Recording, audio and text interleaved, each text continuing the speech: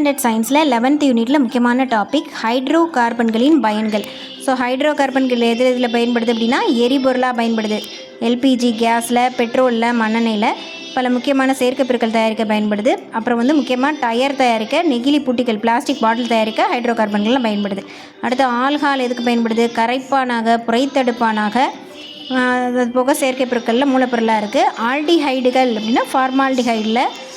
அடுத்து கீட்டோன்னாலே ஓ அப்படின்னு யோசிக்கணும். ஓன்னா ஆக்சிஜன் மாதிரி நீரில் கரையும். ஸோ கரைப்பான் மாதிரி யோசிக்கணும். அடுத்து கரை நீக்கி, கரை நீக்கி ஓ ஷேப்பில் சில ப்ரெஷ்ஷெலாம் இருக்கும் கரை நீக்கிறதுக்கு முன்னாடி கரை நீக்கி.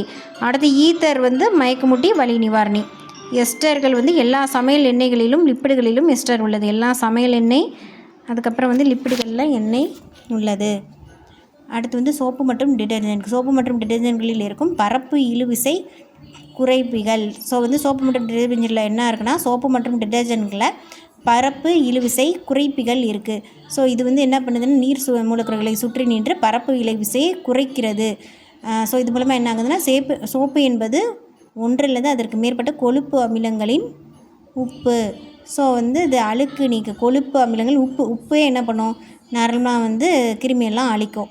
ஸோ கொழுப்பு அமிலங்களின் உப்புன்னு சொல்கிறாங்க. சோப்புனா கொழுப்பு அமிலம் அதில் இருக்கும், நமக்கு தெரியும். அதோட உப்பு தான் சோப்பு. ஸோ அழுக்கை நீக்க இது பயன்படுகிறது. அடுத்து சோப்பு நீலச்சங்கிலி அமைப்பை உடைய கார்பாக்சாலிக் அமிலங்களின் சோடியம் அல்லது பொட்டாசியம் உப்புக்களே சோப்புகள். ஆல்ரெடி சோப்பே உப்புக்கள்னு பார்த்துட்டோம். ஸோ எதோட உப்பு? சோடியம் அல்லது பொட்டாசியம் உப்புக்களே சோப்புக்கள். நீல் சங்கிலி அமைப்புடைய கார்பாக்சாலிக் அமிலங்களின் கொழுப்பு அமிலங்கள். ஸோ காரில் வச்சு தான் நிறையா சோப்புலாம் இப்போ சேல் பண்ணுறாங்க ஹைடெக்காக. ஸோ கார்பாக்சாலிக் அமிலம், கொழுப்பு அமிலம், உப்பு, சோடியம் உப்புனாலே சோடியம் பொட்டாசியம் உப்புக்கள் தான்.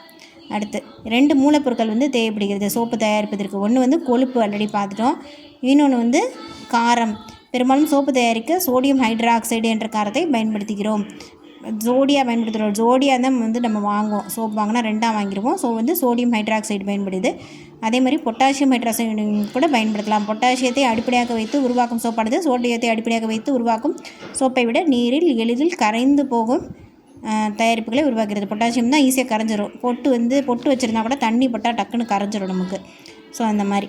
அடுத்து கடின சோப்பு அப்படின்னா எண்ணெய் அல்லது கொழுப்பினை எரிசோடாவுடன் சோப்பாக்கல் வினைக்குட்படுத்தப்படும் போது கடின சோப்பு கிடைக்கிறது. எப்படி? எண்ணெய் இல்லாட்டி கொழுப்பினை எரிசோடாவுடன், அதாவது எரிசோடான்னு சோடியம் ஹைட்ராக்சைடுடன் சேர்க்கும்போது சோப்பாக்கல் வினை நடைபெறுது. எண்ணெய், கொழுப்பு இது நமக்கு தெரியும். அதோட எரி சோடா.